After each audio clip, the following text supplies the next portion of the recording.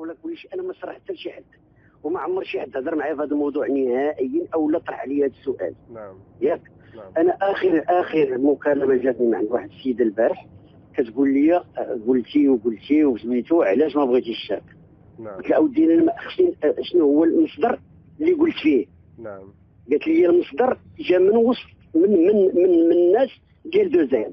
نعم. هما اللي قالوها بانني انا جلست مع رشيد وعيط ليا وكانوا هاد الناس حاضرين وسمعوني تنقول، وانا هذه القضيه كان فيها جمله وتفصيله. نعم. انا حتى هاد الناس اللي هضروا معايا من بعد نعم. يهضروا معايا من بعد قلت لهم ودي الله يخليكم شويه ديال النضج. قلت لهم هذاك البرنامج شعبي ناجح بكل المقاييس. نعم. وهذاك الراجل ماشي تسلط على هذا الميدان، هذاك الراجل راه كبر في هذا الشيء. نعم. معناه راه ما تيدير شي حاجه عن قناعه. نعم. وهاد الناس اللي كتفرج فيه راه ماشي بولداء، وحنا بلد ديمقراطي. نعم. والحاجه ملي كتغلب ملي تكون كتشكل الاغلبيه ما كيبقاش فيها النقاش. نعم. وتنقول لهم هاد الهضره، وقلت انا رشيد قلت له دير حلقه في ودانك على ان راه الناس كاين بزاف ديال الناس اعداء النجاح. نعم. راه ما تنتظرش غير هذا الشيء الجرائد الالكترونيه، وانتظر ان شي نهار يهددوك يمكن يضربوك. فهمتي؟ انت ما عندكش شي موقف مع البرنامج ولا مع رشيد؟ لا ابدا ابدا.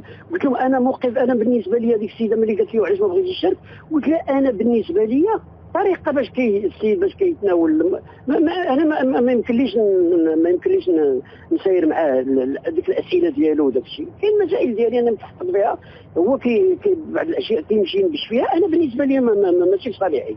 انا واحد الرجل وصلت لواحد السن معين خصني نحتفظ عند الناس بواحد المكانه كيف كيشوف فيا نحتفظ بها. هذا كل ما في الامر.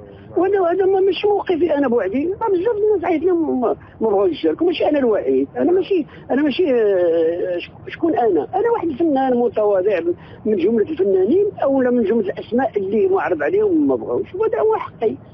انا ماشي ضد، بالعكس. انا تنزكي وتنقول تبارك الله عليك ورشيد راكوف وعنده كل الامكانيات باش يكون منشط ناجح، وهذا الشيء راه بشهاده الجميع. والسكسي اللي خلق راه اكبر دليل. وانا الحمد لله انا كنشوف غير لي سبونسور اللي كيدوز غير طاباج اللي داير هذاك سميتو ما دايرو تحت. هذا دليل كاين اقبال. اذا كان الحاجه عليها اقبال علاش ما تفضلش تخسر الهضره.